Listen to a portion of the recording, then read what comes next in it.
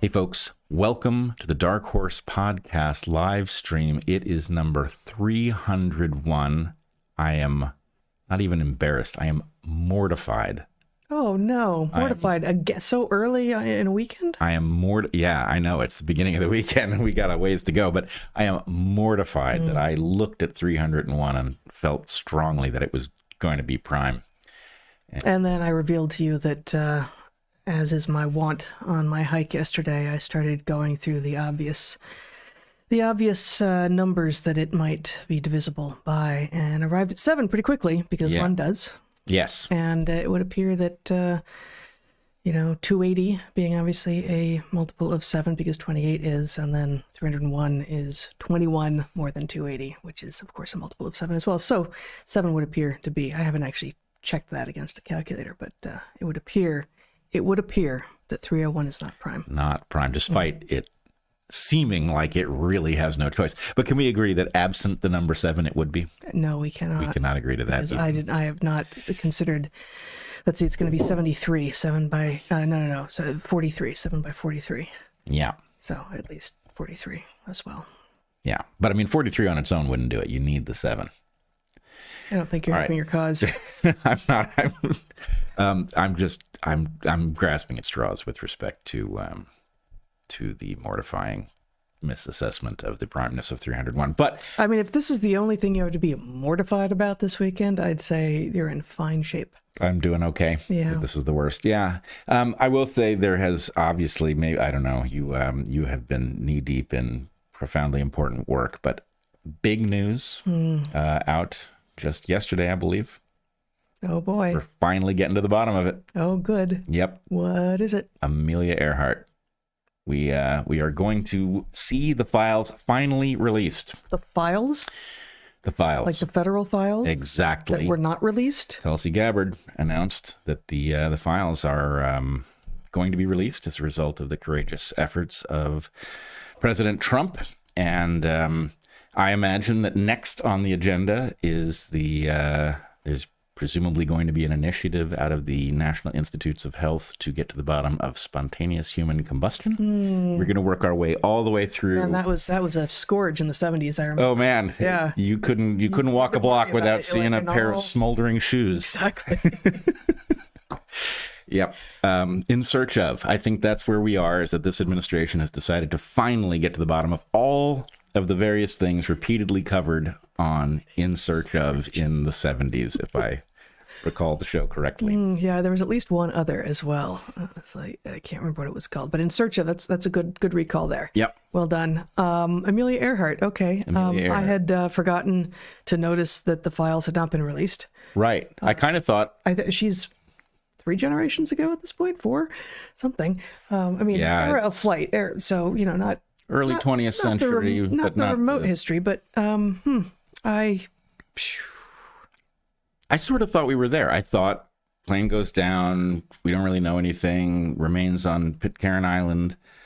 I mean, what else is there to know? I guess I'm curious. I don't really think this should be the highest priority of the administration, but I'm a little curious. So you said that Tulsi Gabbard, yes, as the Director of National Intelligence, DNI, tweeted?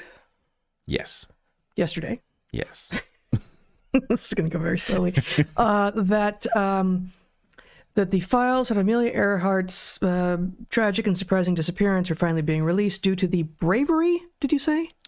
Was the word bravery? I believe, Jen, do you have the tweet in question? POTUS's direction, leadership. Historic initiative is underway to digitize and publicly release these records. Okay, so at least this does not. She's not implying that he is brave to do so. But okay. Well, maybe let's hope that what's going on here is that there's an inbox, and because Amelia Earhart's disappearance happened in the early 20th century, it is ahead of the JFK files and the Epstein files, and that those are next, because that would be important. All right. I don't know what to think of all of this. I will say it did not take long for my observation last week on Joe Rogan's program where he asked me how I thought things were going, and I said that I was watching all of our friends who'd been pulled into the administration being drained, obstructed, and forced to back off their ambitions to much smaller things. And next thing you know, Tulsi Gabbard is tweeting about Amelia Earhart. And I don't know, it kind of breaks my heart that this is where we are. I wish we weren't, but I do think. Weirdly, the writing is no longer on the wall. It's on your phone on X, and it comes from all the official accounts. But something is trying to tell us that our hopes may have been a bit ambitious themselves. For this administration. Yeah. Yes. Yeah. That there is not as much freedom within the administration as we once hoped and assumed that there was. Yeah. And I'm not sure we will ever know exactly what happened, but it does seem like somebody is playing 5-dimensional chess, and it ain't us. Okay, well, you went way off script. I did. As always. Yes. But we need to pay the rent. Let's do it. Up at the top of the hour. We did a Q&A on Wednesday, and no. Did we? Yes. Yes. And is that where we talked? So my notes, I just can't remember now if I've updated my notes about that Q&A or the previous one. We talk about MAHA and mattresses and the twin perils of the industrial and AI revolutions. That was last Wednesday. Yes. So if you were interested in any of those topics, we're definitely not going to talk about those things today. But go check it out on Locals. All of our Q&As are up there, and you've got Patreon conversations going on this weekend. You had one just now, got another one tomorrow. Yep. Check us out there, and then we have our sponsors right at the top of the hour.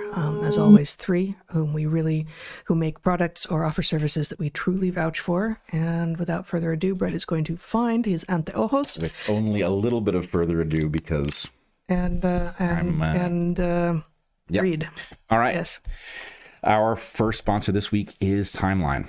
Timeline makes MitoPure, which contains a powerful postbiotic that is hard to get from your diet alone. It's urolithin A. Urolithin A is found primarily in pomegranates and has been the subject of hundreds of scientific and or clinical studies. Many of these studies find that it enhances mitochondrial function and cellular energy and improves muscle strength and endurance. But how does it work?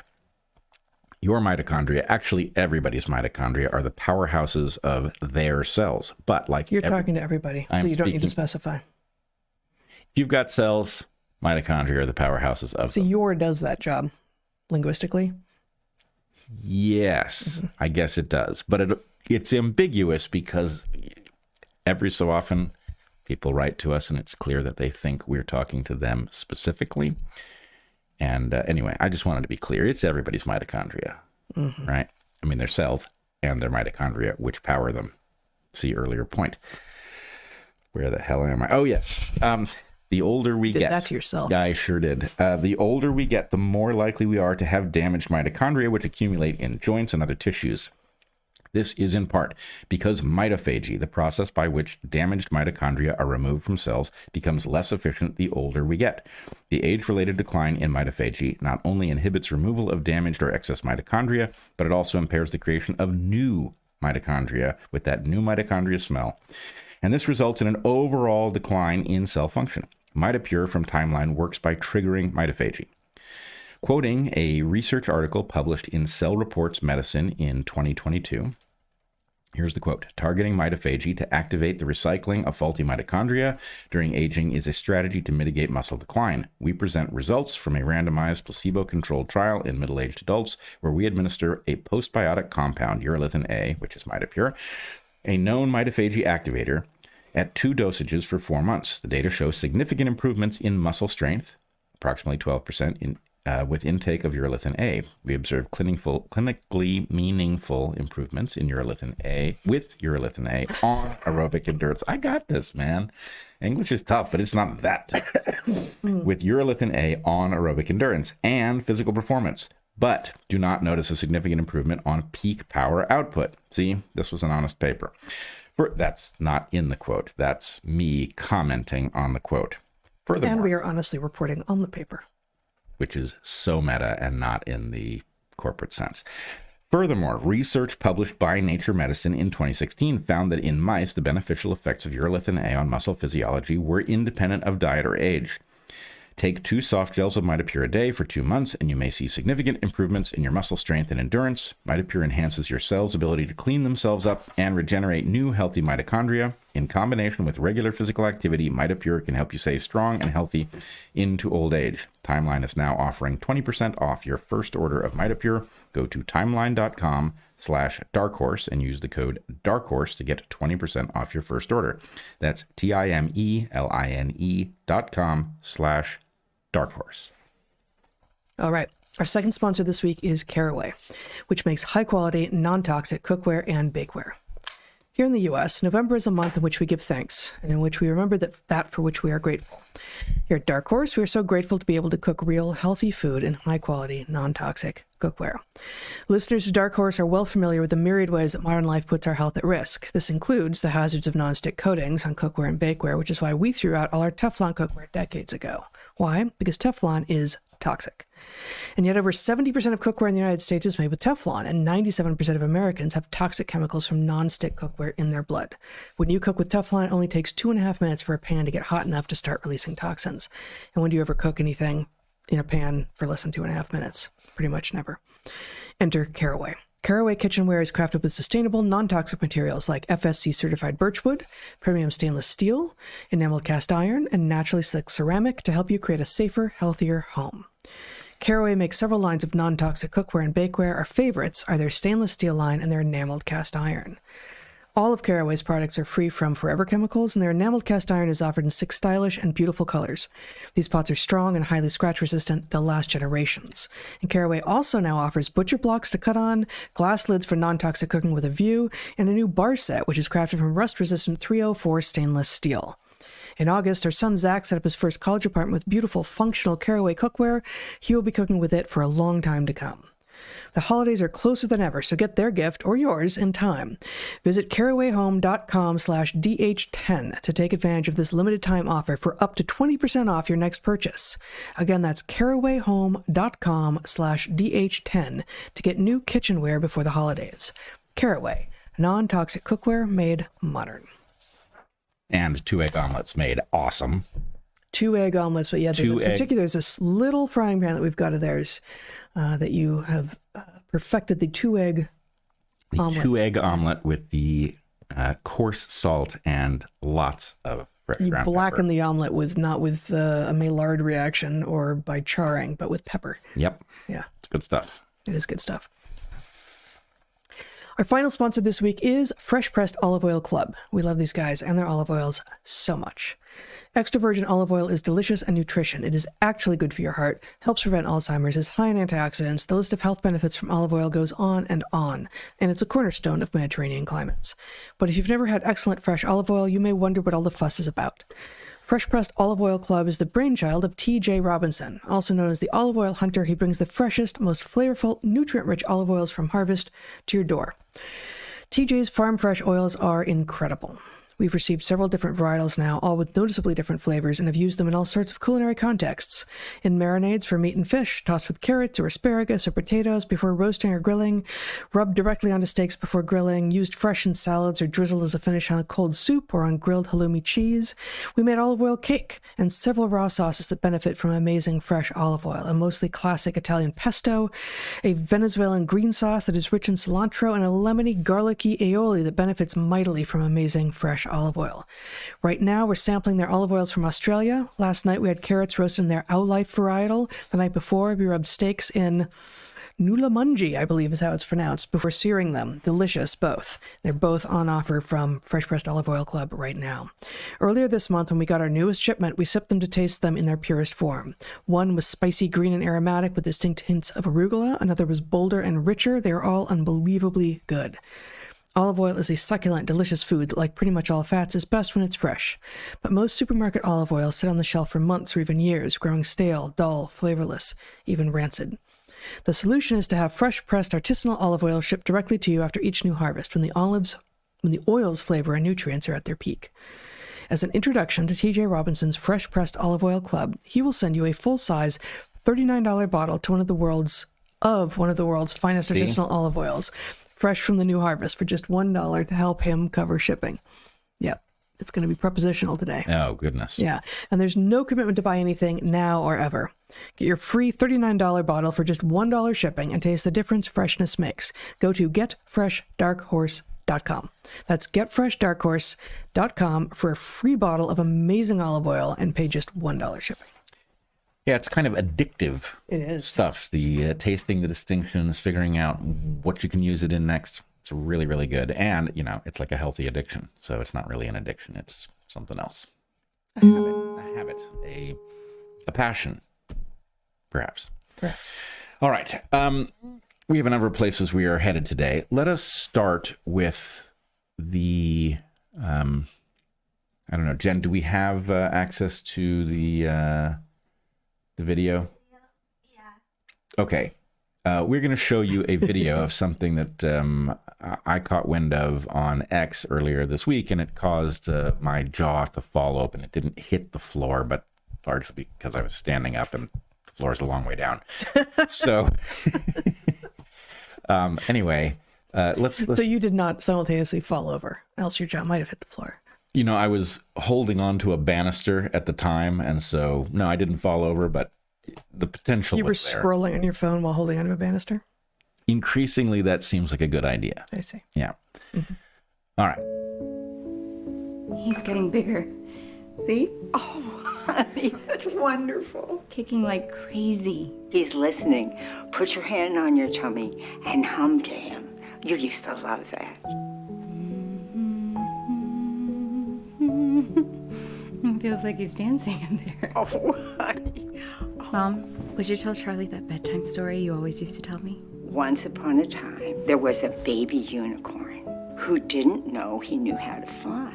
This baby unicorn was like your mom because she didn't know that she knew how to fly, but she knew how to do all kinds of fabulous things. Hi, Grandma. Hey, Charlie. How was school today? It was really fun. I made this crazy shot in basketball. I don't really care that much about basketball. What about the crush? Stop. Grandma, stop talking. Just tell me one thing. Look who's gonna be a great grandmother. Oh, Charlie! Oh, congratulations! She says that he's been kicking a lot, though. Like, a little too much. Tell her to put her hand on her tummy and hum to him. You loved that. You would have loved this moment. You can call anytime.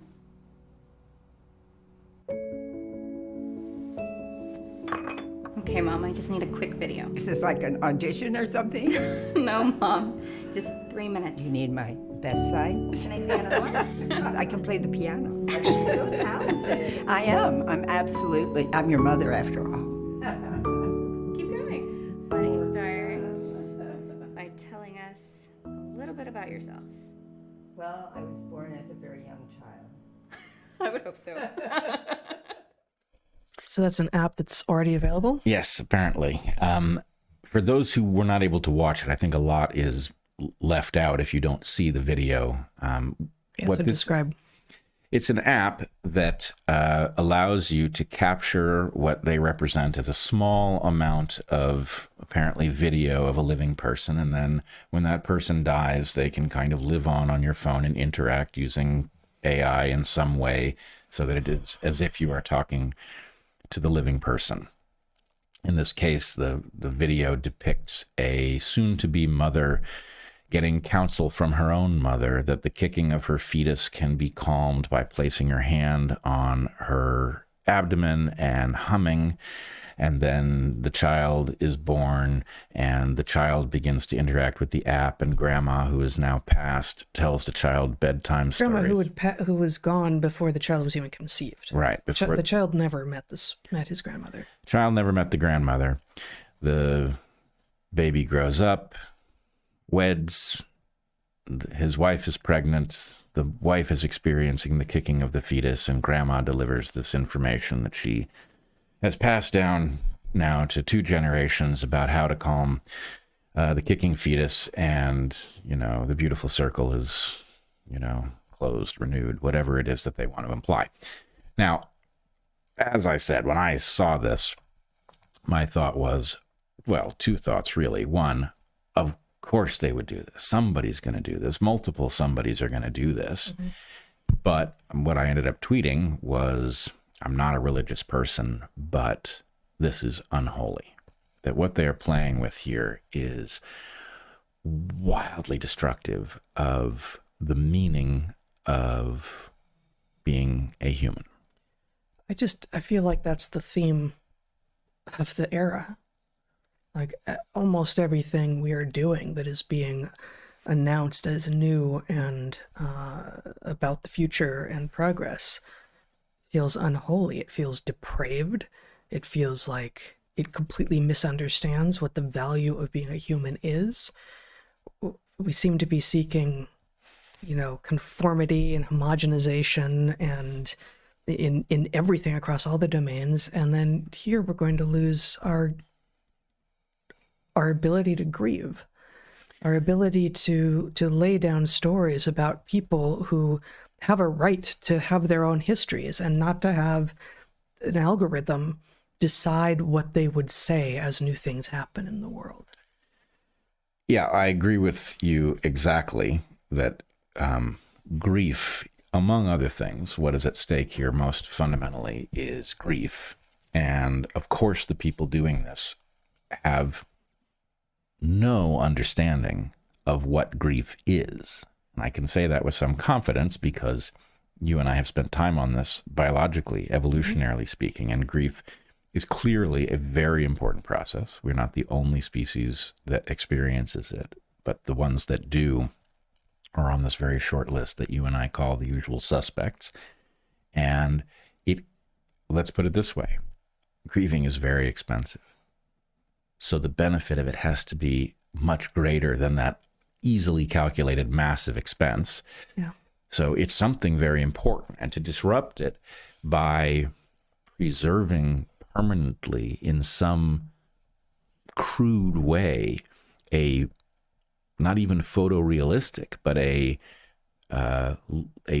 apparently animate facsimile of your dead relative is a terrible, uncontrolled experiment that is about to be run on humanity. It's an act of violence against the individual who is now dead, and is therefore an act of violence against humanity. The presumably, I'll bet the app doesn't have these now dead animated avatars getting tetchy, getting irritated with their loved ones when they want to engage with them, having an off day, having a response that they don't like, having a different opinion than what the person is looking for. I'll bet it's got confirmation bias and conformity and agreeableness all the way down. And that means that it can't possibly actually, it wouldn't be able to. There's no way for it to accurately predict everything that a person now dead would be doing. That is not what humans are. But it will always have this bias. And it will therefore also lead people to wish more for the people who are dead than for the people who are alive. Because the people who are dead aren't going to get in irritating little snits with you. They're always going to be what you want. Yep. And, to your earlier point about this really being the nature of the era, violence against the human. Let's just compare this, to the already grotesque landscape of pornography, which takes sexuality, and sex itself, which is this, I would argue, sacred realm of connection between individuals, and causes something else to be able to trigger the most basic reward that is supposed to go along with it. But that reward is supposed to be about something. Instead, porn rewards a person for engaging with a fiction that makes no demands on them. And so it supplants something deep and important that has a richness to it with something utterly superficial that is easier and doesn't challenge. And the point is, how many realms are we going to rob ourselves of something that no one on earth really understands, right? You can't understand these things. Nobody has the depth to see it all. And yet we're just going to, one after the other, obliterate them. Well, and just, you mentioned the usual suspects, the other species, the other clades on the planet that are social and long-lived and have long childhoods and have overlap of generations living together, or living at the same time, at least, such that there can be learning between generations. And this group includes mostly mammals, elephants, the toothed whales like dolphins and orcas, wolves, the great apes, including us. I feel like I'm forgetting someone. And then over in bird world, you have corvids, like crows, and parrots, perhaps. With regard to grief, we have evidence of grief in many, maybe all, but I don't know for sure, but at least many of these groups. And yet in all of these cases, we seem to have, and maybe this is just because of the numbers, because we wildly outnumber all of the other individuals of all those other species on the planet, but we have a much greater diversity of grief. We have a much longer intensity and across sort of more scales of association. And that seems to be part of what we do as humans, that we take these extraordinary things that are found in a few other clades on the planet, and we expand on them, and we exaggerate them in interesting and new and deeply human ways. And so too with regard to sex, like with regard to grief, all organisms can experience loss that can be utterly damaging. If you don't have any relationship with your parents at all, it's harder to have that happen. But with regard to sex, all organisms that are sexually reproducing, which is to say at least all the animals, have sex, and it feels good, whatever that might mean to them. But I don't know about the birds, but in the mammals, the usual suspects, there is seemingly some additional relationship that is happening with regard to sex in many of these cases, and humans much more so than even anyone else, than say Pan, the two species of chimps, the common chimpanzee and the bonobo, about which maybe more later. But so we engage in sex in ways that are of much deeper meaning than other organisms do.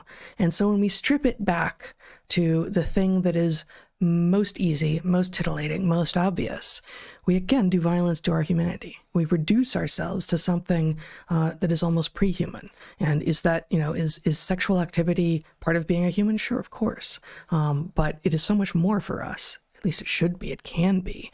And pornography reduces it. These apps, this app, Unholy, as you say, this app that takes the ability for people to actually die and removes it. I mean, it doesn't actually, but it appears to remove it. It removes one of the impacts of it, which is, I think the thing I'm going to settle on is, we don't know what the damage of this will be, but we do know it's incalculable, right? That's the problem, is that because we don't have an exact description, nor do I expect us ever to have an exact description of the importance of the adaptive process of grieving, we can't say what we lose by interfering with it in this way. Now, it feels... go ahead. It feels... almost explicitly analogous to the response of the pharmaceutical industry to anxiety, to depression. Right. We got a pill for that. We got a solution for that, as opposed to maybe you're anxious because there's something in your life that needs visiting, that needs correcting, that you need to figure out how to get your agency back and change something in your life so that the thing that has been bothering you for a while and is now encroaching itself on your daily activity and you can't seem to get rid of it, maybe instead of making the symptom go away, you should deal with the underlying cause. And so there's no underlying cause to be dealt with regard to grief. It is, as we said in our book, grief is the downside of love. you can't disappear it. It is adaptive, it is itself healing, and it instructs you, the person left behind, in making an ever more encapsulated model of the person you have lost so that you can help move that into the future. That is your job as a human being who loved this person, not an app's. It is not the job of machines. It's not the job of a machine, nor is anybody in possession of the information of how you would do it with any sort of elegance or nuance. No, it won't be done well. It won't be done well. So I want to actually back up to an argument that I've made in a very different context, right? People, these transhumanists, and this is yet one more bit of transhumanist nonsense. Yep. But these transhumanists rail against aging and death. Yeah. And it's understandable why. We all, we're all built to like continue living. And so the idea that there's something that will cause your ability to keep doing that to come to an end, it's a little bit galling, and we all face that. Yeah. But the fact is, there's a built-in biological problem, senescence, which I've made the argument enough times, I probably won't say much about it here, other than the fact that's basically the consequence of what economists would call future discounting. The fact that your early life matters more to your fitness than your late life causes things that do something good for you early in life and bad for you late in life to accumulate because they tend to be a good deal. So that process creates our tendency to grow old and feeble in so doing and then die. Why has selection not solved this problem? Longer lives give more reproductive opportunities than shorter ones. Natural selection does not like senescence. It's a negative, not a positive from selection's point of view. Why doesn't it solve the problem? And my argument is it did solve the problem very elegantly, especially in humans, where what it has done is created a creature with dual inheritance, where we inherit genes and we inherit culture, which becomes the substrate that builds our minds. And the point is, does your child pick up all your culture? No, and you wouldn't want him to.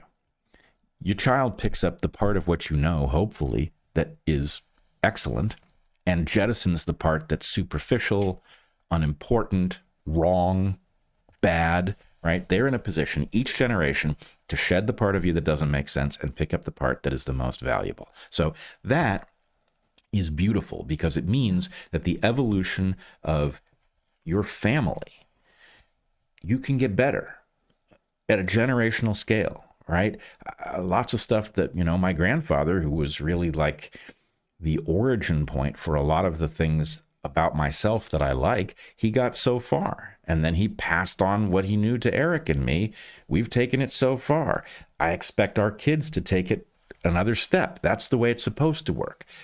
But all of that is dependent on a natural maturation process in which the natural order of things is you lose your parents at some point. And a process that keeps them alive interrupts whatever developmental consequence naturally follows from even just the knowledge that you will lose them. And it interrupts two distinct processes. It interrupts the developmental process by which you learn how to deal with loss and incorporate loss into your life and then recognize a different kind of loss the next time it comes. But it also interferes with your ability to create models in your head of what people are to you and what people were in the world and who they are. And so it's just,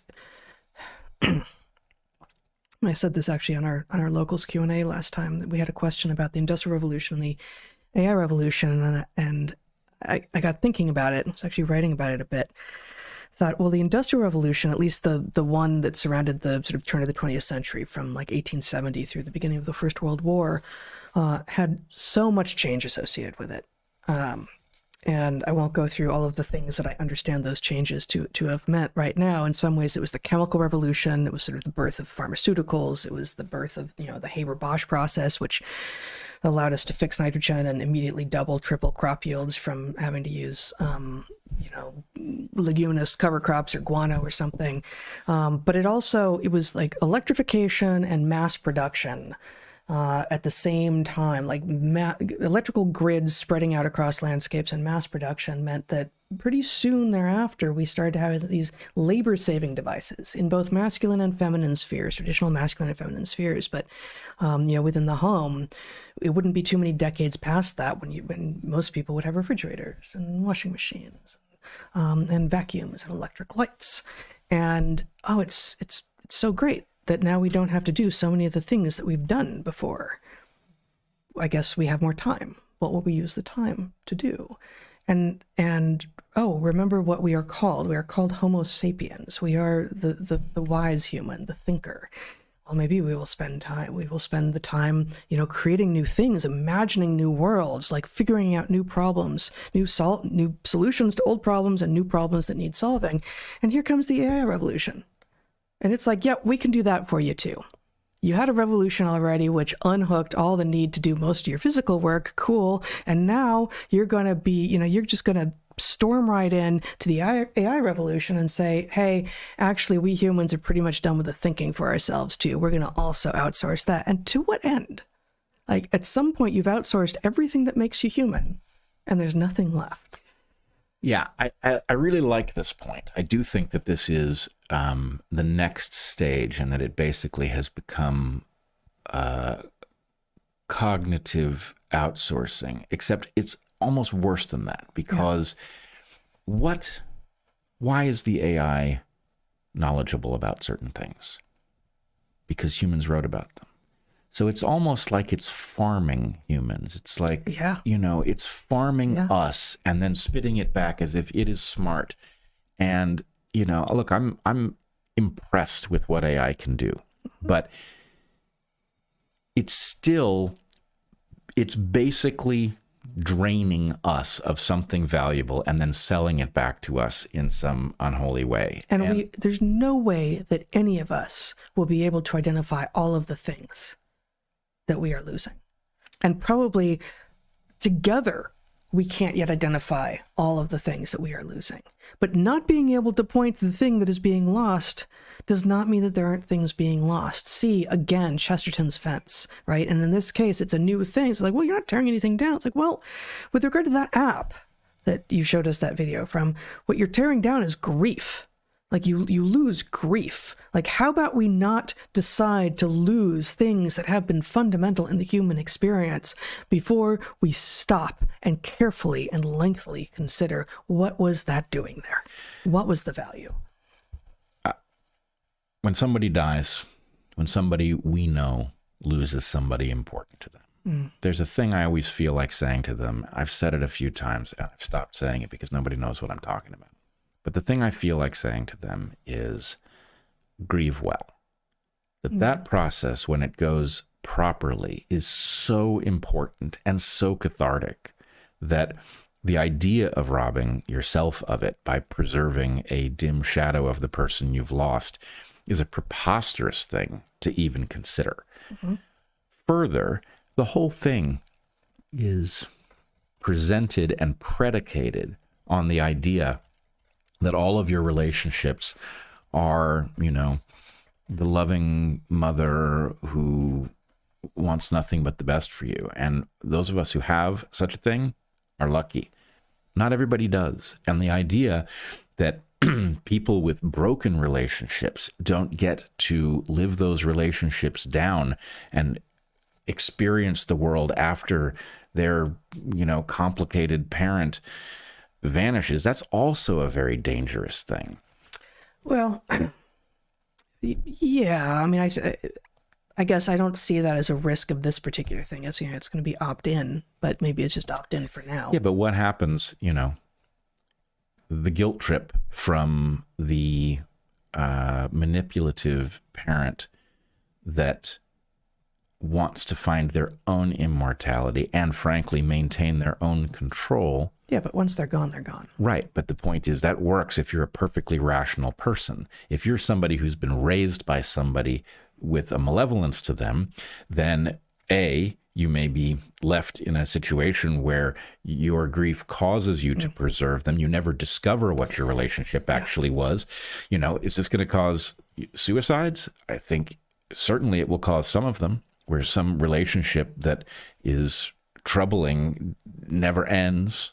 And this is confusing because not only does it never end, but you don't have a template for what to do with the ancestor who never ceases to be. So anyway, dangerous there. Also dangerous. Like let's imagine for a second.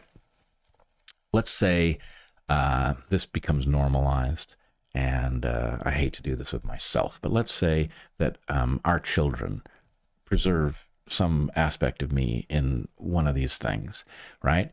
What happens when COVID 2.0, okay?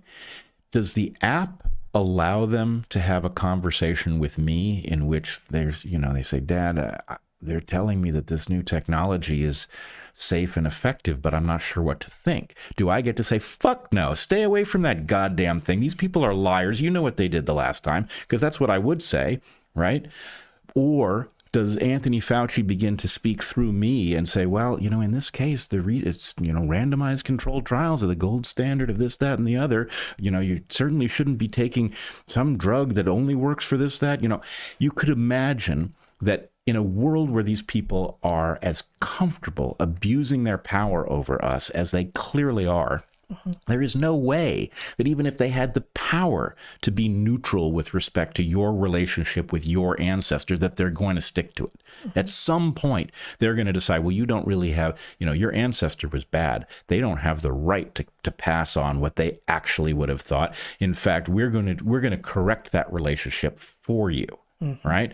Of course, that's coming. So anyway, my feeling is, get as far away from this technology as you possibly can. This is, I've said before, I'm worried that when it comes to AI, that the abuse cases will outnumber the use cases. This is clearly an abuse case. And I'm not saying anybody should be forbidden to create such an app, because who, of course, would dictate what the rules are. Right. But I think wise people will just not want to touch this at all.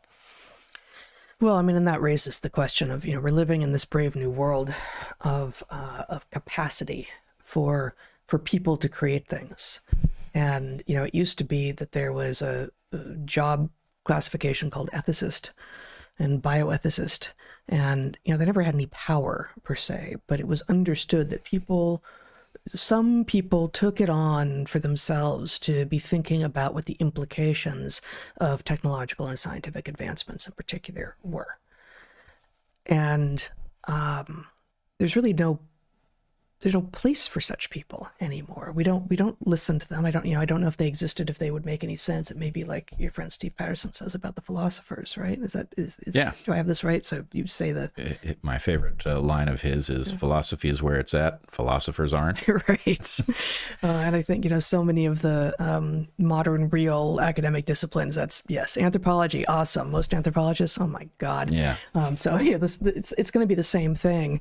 So I don't know if there are any compelling, actually creative and insightful ethicists anymore, but regardless, the rate of change, the rate of technological innovation is too fast for anyone to keep up, even if there are good people out there doing it. So who does that leave? It leaves, unfortunately, at one level, the only thing it leaves is every single individual needs to take responsibility for their own choices and never imagine that what you're going to say later on was, well, but they told me to.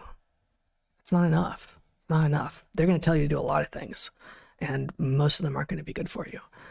Yeah. And, as we said during COVID, lots of people said, the shots were, a huge experiment. And I would always say, well, it's only an experiment if you collect the data. And the fact is, the fact that this is emerging in a market means that they have every interest in not collecting the data and finding out what harm they've done and, upending their own business model by discovering that it's toxic. Yeah. Which I did, maybe I should have done this at the top, but this is obvious cognitive, emotional poison. Yes. right? You and I can spot this one a mile off. And to their credit, many on X, when they saw this, were properly horrified by it. So it's not like the public is, mesmerized by the shiny thing. A lot of people can see how troubling this is. But I did want to point out, it is a radical new step in a subtle evolution of technologies that have some aspect of this. Some of them we adore. Mm-hmm. So I just wanted to point out that, at some point it became possible to create a painting of an ancestor and preserve them at some age. So they hang over the mantle and they look down on you. And it is not entirely unlike being in the room with the person. Mm-hmm. That's not a totally safe innovation, right? I think it calls to, like, depending on what your relationship is with that person and how long ago they lived. If you interacted with them in real life, it potentially allows you to think, oh, what would he think of what I'm doing right now? Right. Would he approve of this decision I'm making personally, business-wise, anything? Well, actually, I'm going to come back to that.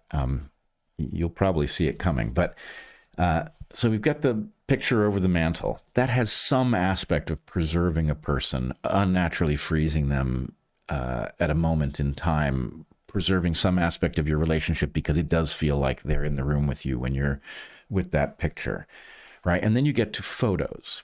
And initially, the nice thing about the painting is that it comes with indicators that it's not reality, right? Like, I've always worried about the distinction between fiction portrayed in a photorealistic way on a television and a cartoon. Mm-hmm. Like, I think a child can maintain the idea that when it looks like a cartoon, it's of a non-real place. And when it looks like a person, it's confusing, mm-hmm. right? Like, I remember when I was a kid, I was watching public TV, right? Sesame Street or something. And it was in the middle of some public TV fundraising thing. And so my show ended. The fundraiser people came out and the guy came on the screen and he was like, okay, kids, why don't you go and get your parents and bring them into the room so that we can talk to them about public TV. I literally went and I'm like, Mom, you got to come. And she's like, what? And I'm like, they want to talk to you. And she's like, what are you talking about? I remember, and it was confusing because the man in the living room who was man clearly wants to talk to you, Mom. Right. He's asking, who am I to say no? He's a public television guy. He's nice. Right. So anyway, Did she come? I think she did, and then she rolled her eyes at me like, okay no, we don't do this, right? So anyway, but the cartoon and the oil painting both have little indications that they're not real. The oil painting, you see the brush marks. Then you get to photography. Well, it's black and white. Mm-hmm. That's not what life looks like. Okay, it's still got that indication that this is from a different realm. File this separately. And then at some point, you get photorealistic pictures. And, you sort of run the risk. I think the story is not apocryphal that when the first movies were put on a screen, that there was a scene of a train coming at the audience and the audience panicked over it because they hadn't gotten used to the idea that the screen is an indicator this isn't real. Mm-hmm. But the point is you keep marching down this road, right? From sculpture to painting to photo to video. Or it's not even video, it's film at first, right? Film, it's got no sound. It still has an indicator it's not real, right? Mm-hmm. And then you get to video, and it's like, oh, you can make as much of this as you want. And then you get to fake video, and the point is, how different is fake video of your relative talking to you through your phone from a Zoom call with your relative? It's like, not different. Mm. And so the point is the danger grows the fewer indications you have. And, it's one thing for us, Gen X and even Gen Z types who... You're just skipping over the millennials.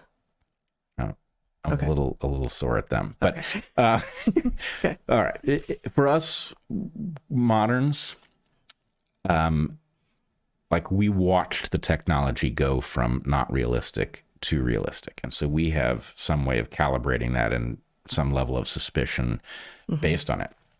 But of course, at some point, you're going to have a generation for whom the phony rendering of your relative is as real as anything else, right? And they're developmentally just not going to have the proper skepticism, right? And the urge, like, I can imagine this for those who are overly in love with technology, the urge, like, look, it's not like, let me tell you about your great grandparent. It's like, I want to introduce you. Yeah. Right? It's irresistible and so dangerous.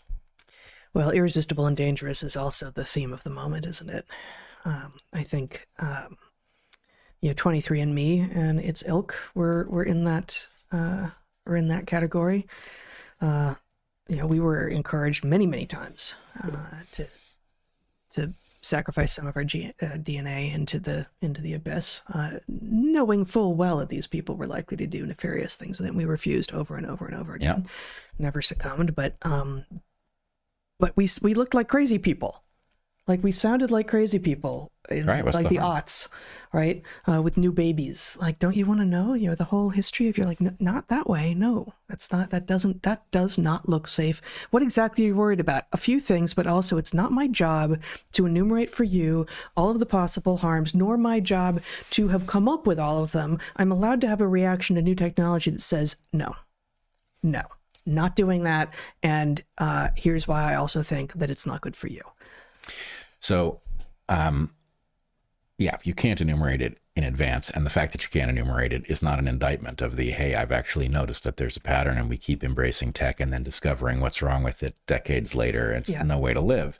But here's the thing I said I thought you would see coming.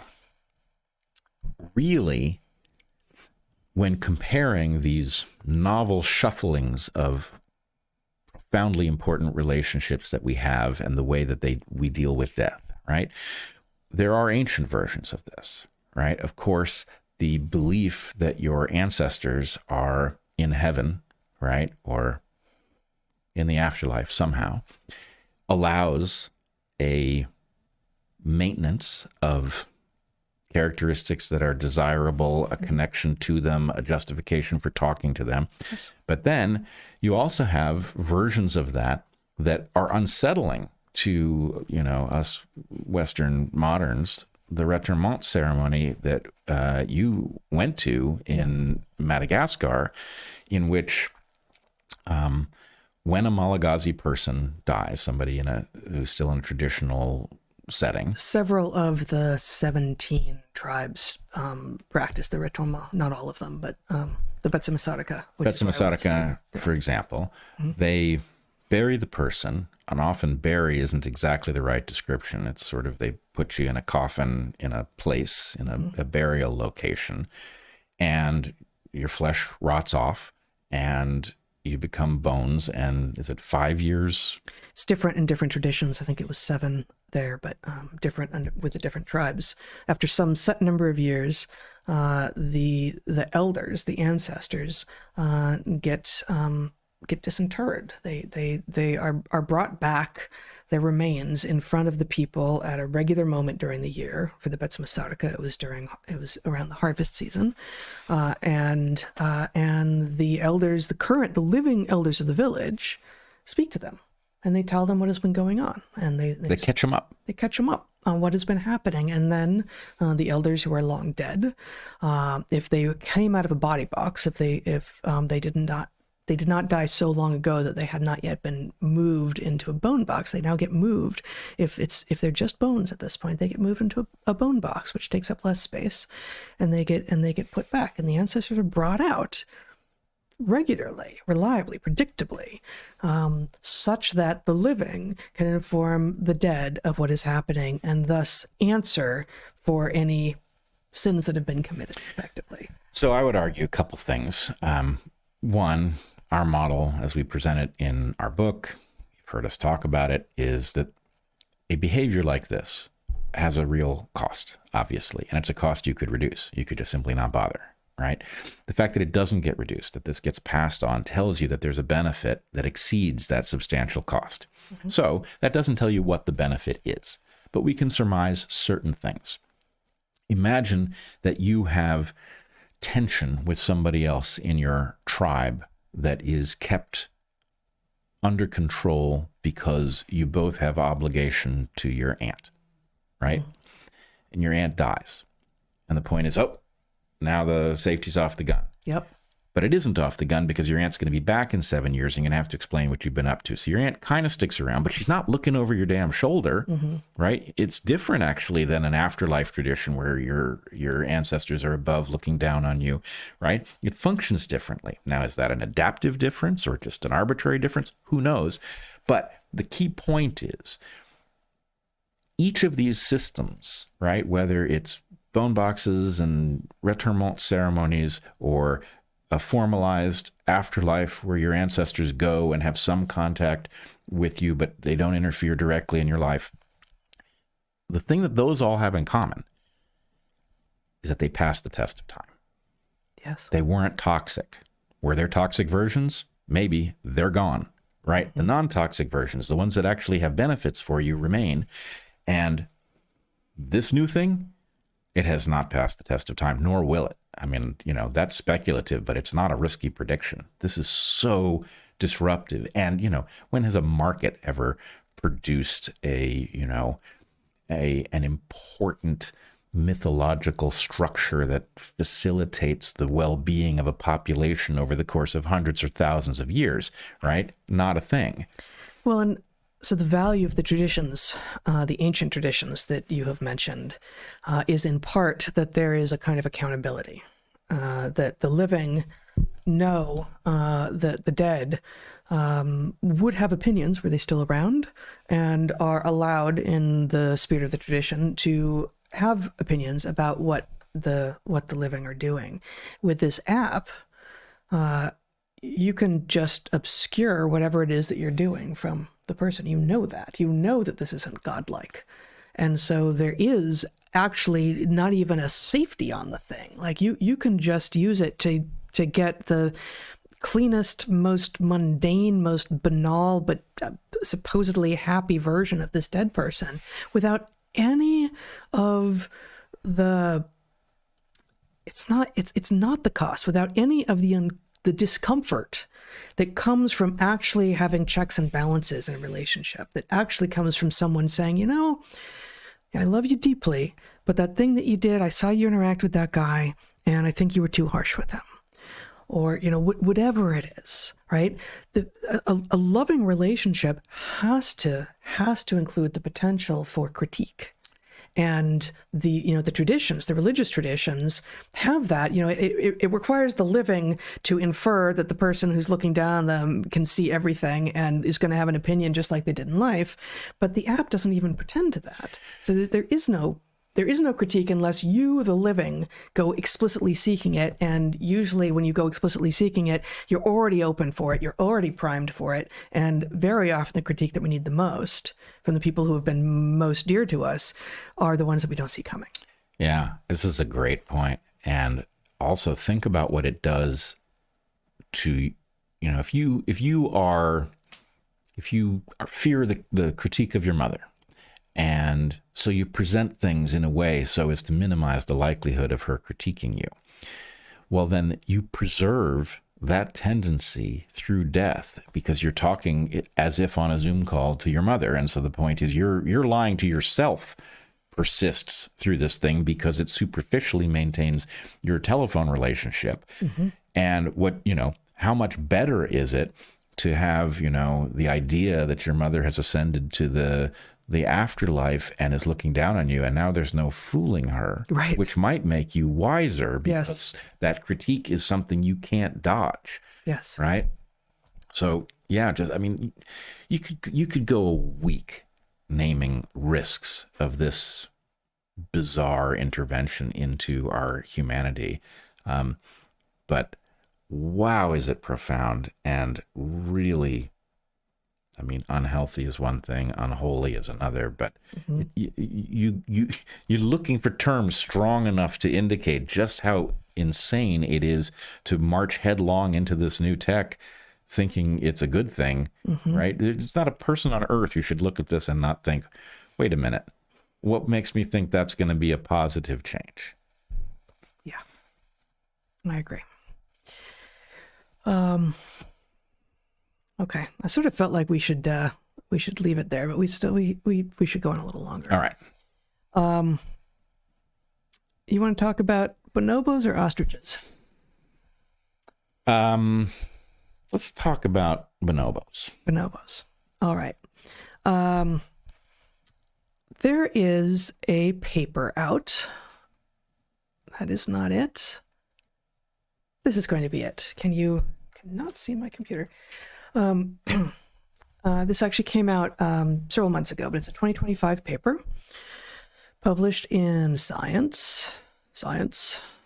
Excuse me for messing with my screen here.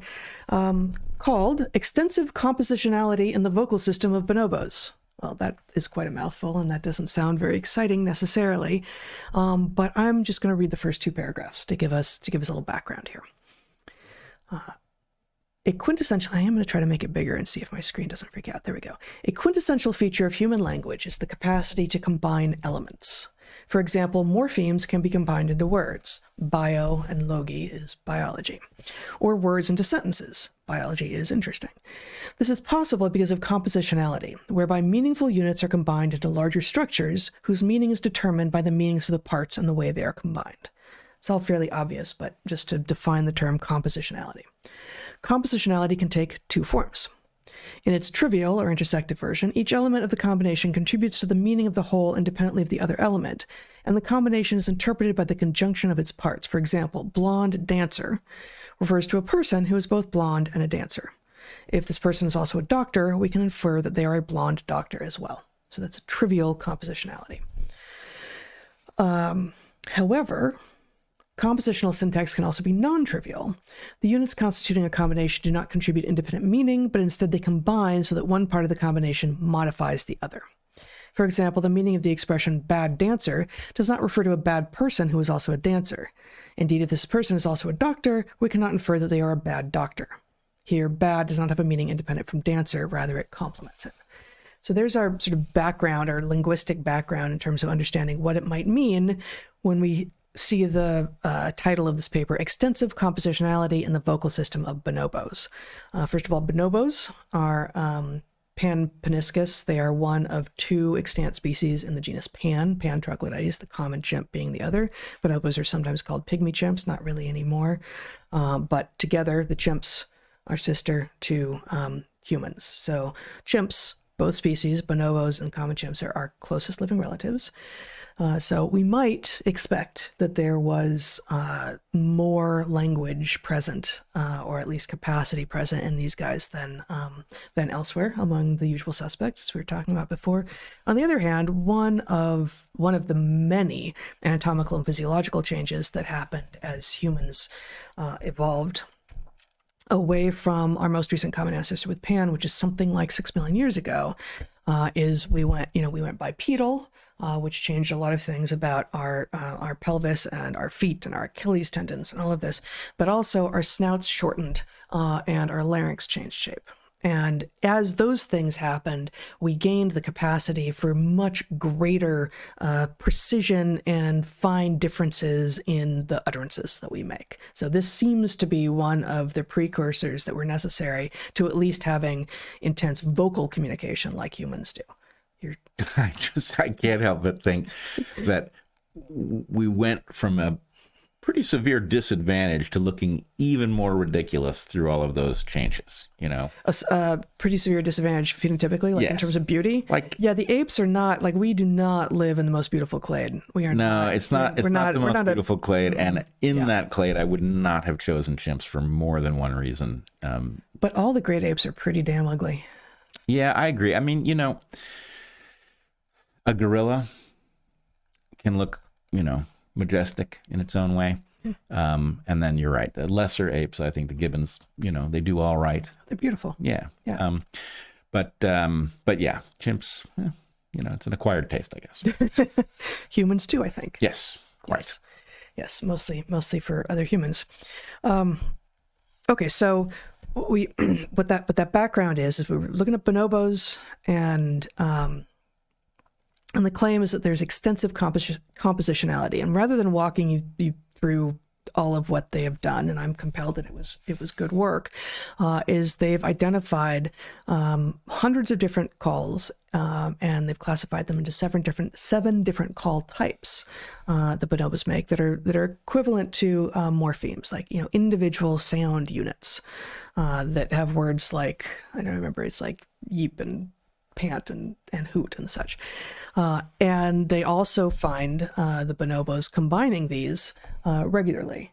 And what the research discovers, I believe compellingly, is that when combined in particular ways, you get meaning that cannot be inherently inferred from the base units, and yet has a clear relationship to the base units. So that you have, again, to use their language, non-trivial compositionality in bonobo vocalizations, where they are using utterances in distinct combinations and creating more meaning that is emergent than is present in the original utterances. That was what I was going to ask you. Is it fair to characterize this as there is emergent meaning more than the sum of the constituent pieces? That's the word that I kept on looking for in here, and I actually failed to search on that. But my read of it, it's not in the paper. Not even in the paper. It's not, the word... Seems like the obvious interpretation. I agree. So I don't know. I'm not familiar with these guys' work otherwise, other than having read this paper. I don't know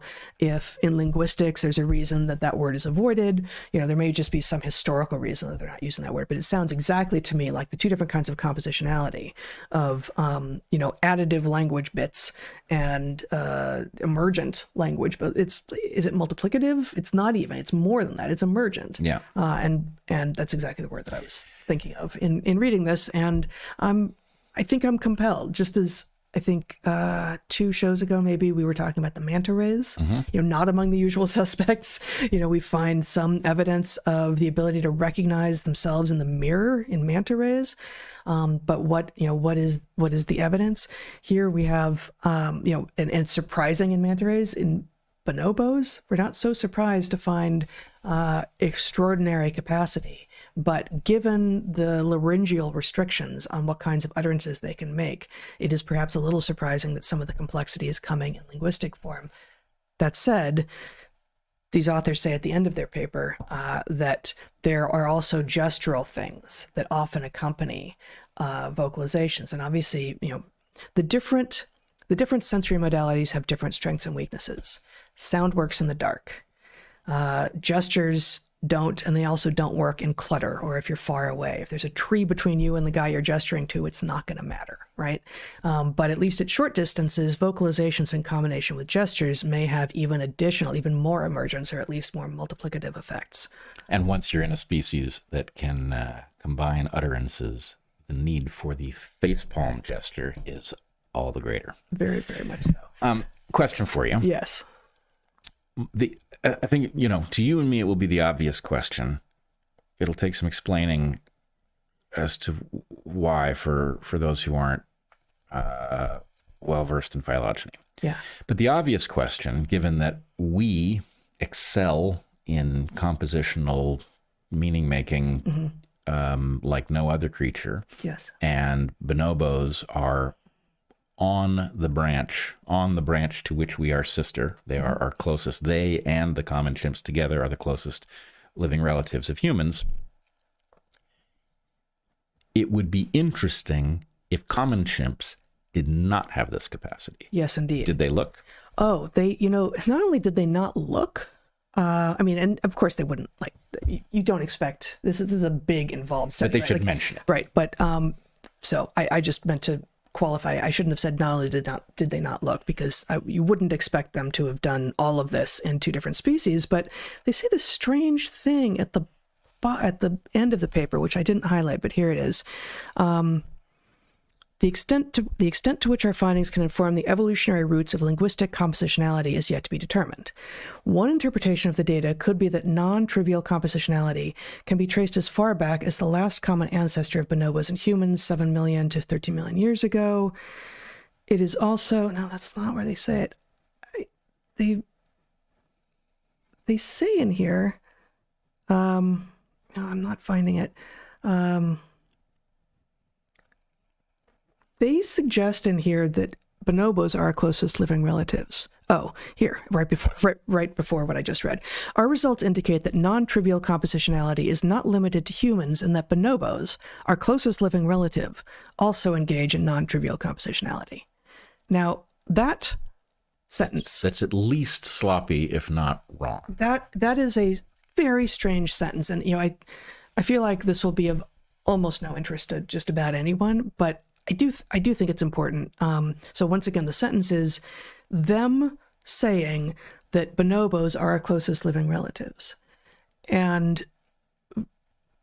that's at one level just, sloppy because it's both extant chimps in the genus Pan, which are our closest living relatives. It's Pan paniscus bonobos and Pan troglodytes common chimps. But it also harkens back to this strange, unscientific hypothesis that was popular in anthropology back in the 90s when I was getting an anthropology degree as my undergraduate degree before going on into biology, which I think is what maybe you wanted to. Well, I want to do a here. couple things. Yeah. One, what Heather and I are both reacting to is that because bonobos and common chimps diverged after our lineage diverged from theirs, they are each inherently equally close to us. There is no more closely related to bonobos or more closely related to common chimps. The point is we are equally related to everything on that branch, which includes these two things, which I believe diverged. Is it 2 million? I do not remember that number, but just imagine. So we, everyone's sort of Neanderthals. Yeah. We do not, apparently there's some Neanderthal genes left in some populations of humans, but we don't imagine that Neanderthals are still walking among us, but they could be. And if that were the case, I'm right here. If that were the case, there'd be two extant species in the genus Homo neanderthalensis and Homo sapiens, just as there are in fact two extant species in the genus Pan paniscus and Pan troglodytes. And Homo and Pan have a most recent common ancestor. There's nothing else extant on Earth that is more closely related to any of those things than they are to each other. So if you wanted to rephrase what they've said in a non-sloppy way, assuming that their error is not analytical, it's linguistic, what you would say is finding this compositionality in Pan, our closest living relatives, is blah, blah, blah, blah, blah. You would not single out bonobos. Yeah. And you'd also then say, next up, we want to look at chimps. Right. We want to look at common chimps. Which they allude to, sort of, in the sentence you read. They say one possibility is that this implies that at the divergence point between our ancestors and the ancestors of modern chimps of both kinds, that this characteristic existed, which is exactly why I said, is it in common chimps? Because if it's not, then that suggests there's what they say is there's absence of evidence in other species. Right. So this is so they haven't species. looked. Right. They haven't looked. No one has. And so my prediction would be, well, I actually don't know if absence of evidence means they haven't looked. No one has found evidence in other species. That's because of the syllogism, absence of evidence is not evidence of absence. It seems like by using that phrase, they are implying nobody's looked. It is also possible the absence of evidence in other species has been hampered by the lack of appropriate methods. Oh, that does suggest they looked, or somebody looked. So, yeah. So my prediction would be that it would be that the same compositionality would be found in common chimps. Absent that, it suggests something else. One of two things, and I think one of them vastly more probable than the other. One, it could have been lost, right? If it was in the shared most recent common ancestor between Homo and Pan, then it would have been lost in common chimps and retained in bonobos. That would be interesting. Why would you lose such a thing? Yeah. Possible, but just weird. Yep. The other possibility is that it had been evolved, that it evolved in bonobos and our ancestors separately, which would suggest that this was a parallelism rather than a convergence, that basically there was some precursor that caused this shared evolutionary trajectory to unfold on both branches separately, which is always cool when that happens. But anyway, I will say, I'm surprised at how readable that paper is. Often they are not. And I love it when somebody writes so that it's sort of accessible from regular English. Yeah, it actually is. I mean, even down to this, I'm not going to walk us through the methods and such. In fact, most of the methods are in a whole separate supplemental file, which is 39 pages long, which I do have. But it's mostly readable too. But here in the results, we estimated similarities between single call types and call combinations of wild bonobos using a multiple correspondence analysis. I've never heard of that, MCA, performed on the FOCs. That's just like their individual calls. The MCA, the multiple correspondence analysis, is similar to a principal components analysis, which I have heard of, which you've heard of too, which, maybe no one in our audience has, but, principal components, okay, got it. But is conducted on categorical data. Oh, well, you just gave me in a few words, I do need to know something, but you're using mostly in, they're saying here results, it's really the methods, but they've combined the methods because they do all the methods in a different place. Usually when you describe stuff in a paper like this, you just say the thing. And if someone doesn't know what you're doing, you just let them flounder, right? In not very many words here, they told us what this is and how it's like the thing you're more likely to know, except that it uses categorical data, which, again, we're like off in the weeds here, but this struck me as so clear and so indicative that these authors actually want their readers to know what they did, right? Which is an excellent sign about the research. I agree. And I more or less feel, obviously there are going to be rarefied places where you can't write in a way that it's accessible. Yeah. But that explains like 2% of the inaccessibility. And I more or less feel that if you submit a paper that is inaccessible except to the tiny number of people who are expert in your immediate thing, they should just send you home to rewrite it. Yes. Right? Write it in English. Yeah. You'll have to use some terms of art, but as few as possible, right? As few as possible and as precisely as possible. And, you'd be amazed at how much better science would work if you forced people to explain what they were actually doing so that other people could look at it and call bullshit. Yes. Now, I did just want to show a little bit from the supplemental paper. Can you see my screen still? I'm not sure. I'm never sure. So this, I'm just sort of scrolling through. They've got, the vocalizations like peep and a peep yelp, which is a combination, and a whistle. And they've got, the incidences and what happened and what they think it means. And so there's a lot of inference here. And, bonobos are awfully interesting. I've never seen any great apes in the wild. Yeah, me either. Or lesser apes. I've never seen any apes in the wild. Very much love to. But bonobos, sort of got famous in, I guess, probably the 70s for supposedly being these crazy sex-happy, hippie, feminist apes, which it turns out it's not exactly what's going on there. But they do these like food for sex trades and such. And they're more hippie than their warlike cousins, the common chimps. And so, you have things about, the caller was building a nest, there was food present, there was an encounter at the time of the call, and it goes on. I just was skimming through these, and I don't know what this means, but I think it's the next page. Another individual was doing a butt drumming at the time of the call. A butt drumming, really? Butt drumming. I don't know what a butt drumming is, but given it's bonobos, it's probably vaguely sexual or maybe very sexual. Right. But, when the high hoot, low hoot was emitted in one case, another individual was doing a butt drumming at the time of the call. I suspect the high hoot, low hoot is, has anyone seen my phone? You think so? Just a guess. Yeah. Yeah. All right. That's all I got on bonobos. Yeah. Well, that's cool stuff. Yeah. Really interesting. Yeah. Wild to find that precursor in our closest living relatives. Yeah. And by that I mean Pan, not bonobos. Yeah. Indeed. Okay, maybe we should just mention we talked actually it turns out on September 10th in Dark Horse 294, which was the day that Charlie Kirk was assassinated, before we knew that had happened. We talked about the ostriches in British Columbia.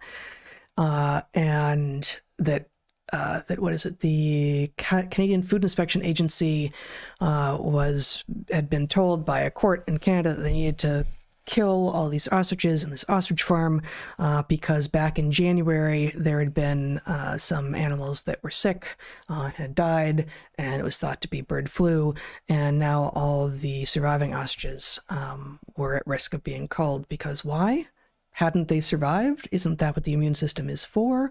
Didn't they probably have herd immunity now? I mean, just even individual immunity, right? Flock immunity. What's that? Flock immunity. Flock immunity. And so this argument was going back and forth in the Canadian courts for a bit, and as we talked about on September 10th, a lot of mainstream media was getting in on it. The WAPO and the Wall Street Journal and Politico all had articles in July and August.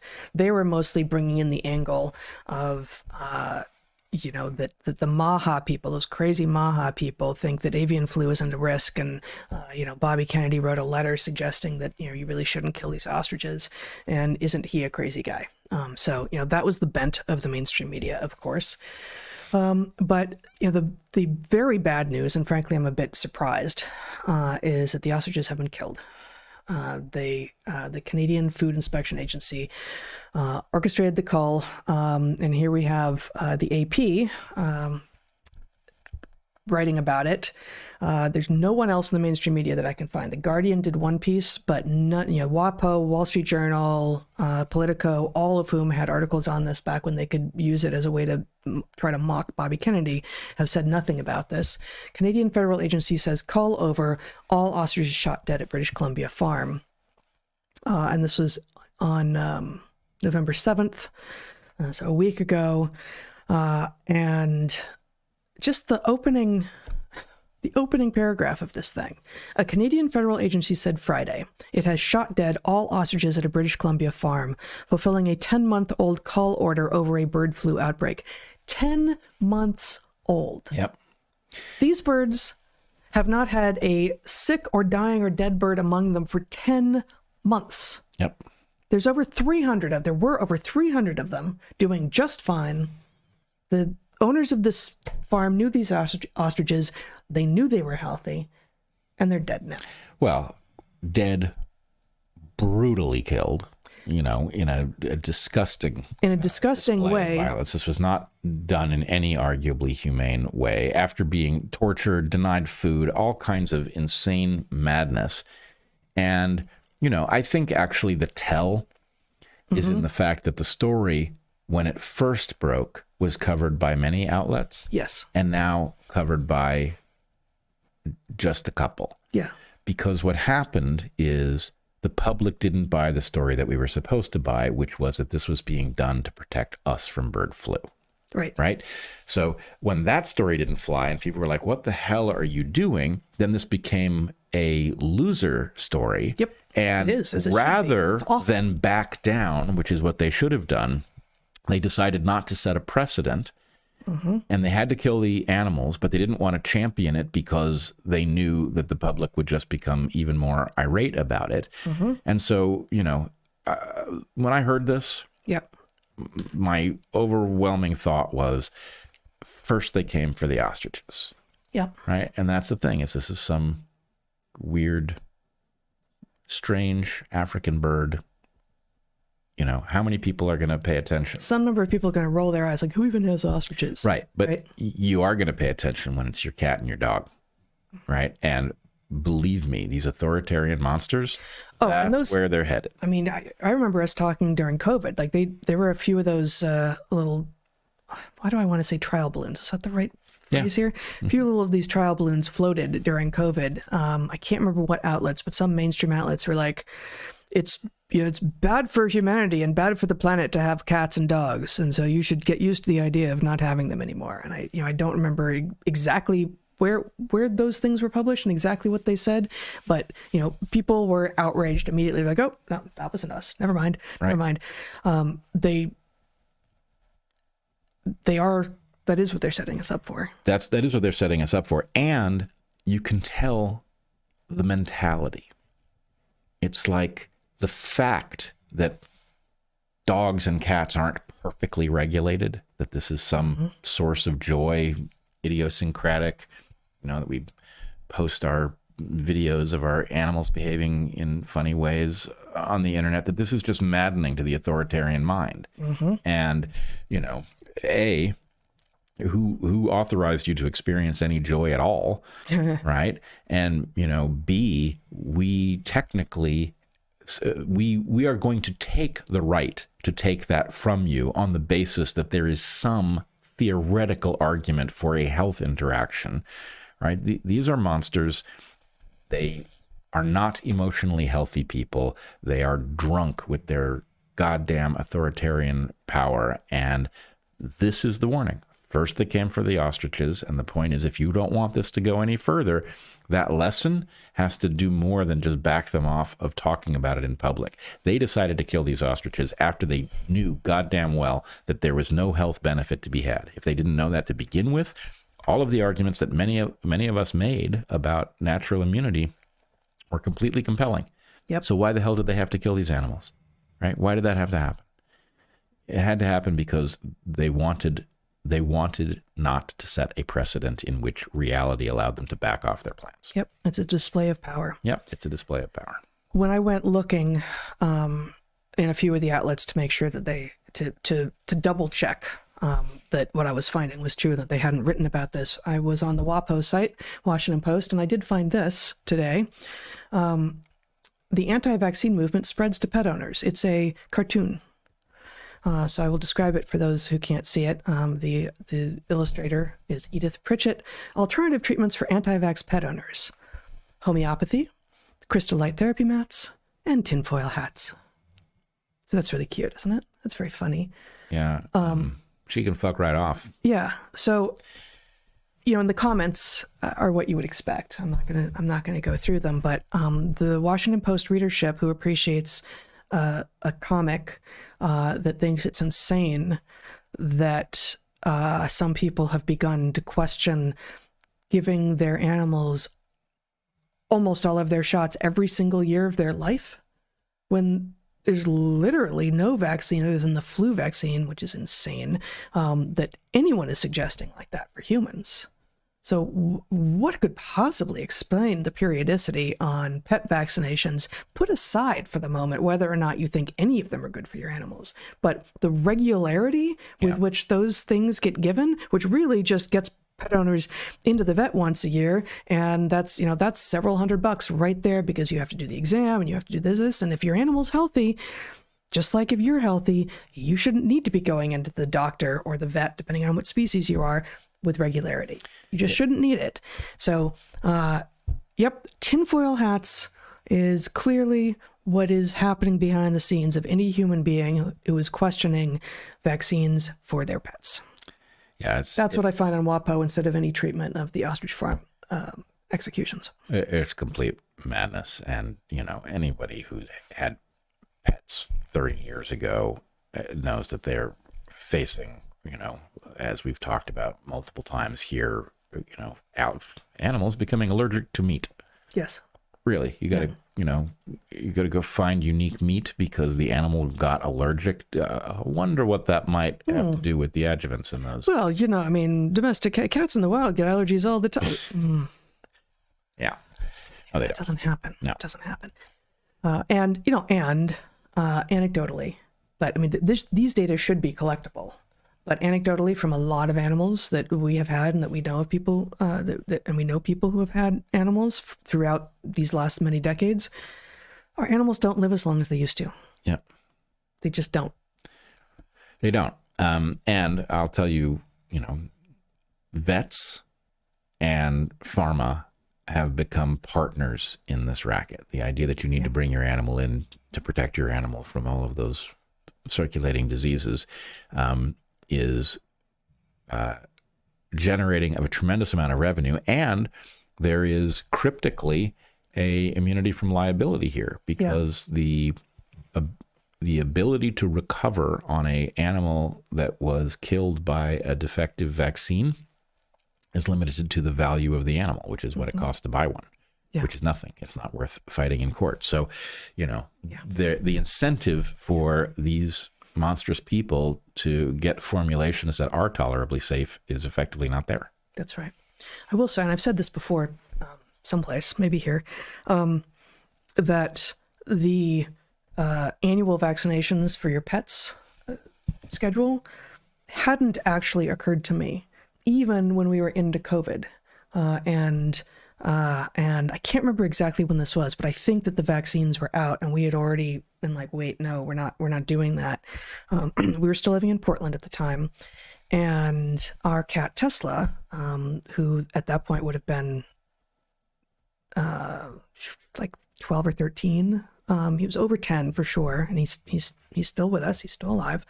But he had a lot of health problems for a while until we figured out. Basically, we gave him an elimination diet and cleared a bunch of the stuff that he has developed allergies to from his diet, and he's doing much better. But we hadn't figured that out yet. And I found, because I was sick of the allopathic vets, I found someone who called himself a holistic vet in Portland, Oregon. And this was in the days when you couldn't go into places. Remember those days? Yes, it lasted a lot longer in Portland than anywhere else. And it wasn't because the vet wanted it that way. It was because this was required because people are stupid. But so I had to do this meeting. I had to like hand the cat out through they took the cat in. I had to stay in my car. But at the end of it, the vet came out and talked to me and did not insist that I keep my mask on. And I put a mask on in the car, and he didn't have his mask on, and he was kind of leaning in the window talking to me about maybe an elimination diet, maybe it's this. I certainly don't recommend any drugs because that's not the kind of vet I am. And I said, well, like you seem great. You're able to talk to me scientifically and clearly, and maybe I should bring him back at some point because he's gonna, maybe we should switch to you. He's gonna be up for his annual vaccinations along with our other guys. And the guy says to me, "You sure you want to do that?" Like, what do you mean? What are you talking about? Of course, like vaccinations for the animals. He said, well, think about whether or not the vaccinations that you think do you any good. If they're doing you so much good, would you be getting them once a year? Right. I said, well, certainly not. No, certainly not. And, we have not. We are, dogs are required to get rabies vaccinations with greater, longer periodicity, but nothing else for any of our animals, and their health has improved. Yeah. I mean, effectively, it is vaccine superstition that has been seeded by the people who stand to gain by selling us these things. It's no better than that. Yeah. And it's very dangerous because these things are bioactive. Yes. Exactly. So this is a debacle and a tragedy, and they shouldn't have done it. And we should remember that they did, and what we think it means about what might be coming. Yep. 100%. Yeah. All right. Maybe that's it. I think we've arrived. All right. We will be back in a few short days. We'll be back on Wednesday again. You look at me like that's my fault. 302, also not prime. Also not prime. Yes, yeah. 302. Yes, you are right, sir. Let's see. We'll be back in a few days. You've got a Patreon call tomorrow. Check out our locals, where we also have the watch party going on whenever we do these live streams. And until we see you next time, wait a minute. Nope. First, I wanted to give a shout out again to our sponsors, Timeline, Caraway, and Fresh Pressed Olive Oil. All I think would, as we go into gift giving season, all would make you're right. Good gifts. And until you see us next time, how about that? Boom. Yeah. Nailed it. Gordian knot sliced open. Yeah. It's a hatchet. You could just a sword. Was it? Yeah, sword. Exactly. Yeah, that was the wrong motion. You would do that. Yeah, you wouldn't. You just fray the knot. Exactly. That's not useful. Well, you just anger it. Yeah, you wouldn't do that. Yeah. Braid knot. Braid knot. Yeah. Be good to the ones you love. Eat good food, and get outside. Be well, everyone.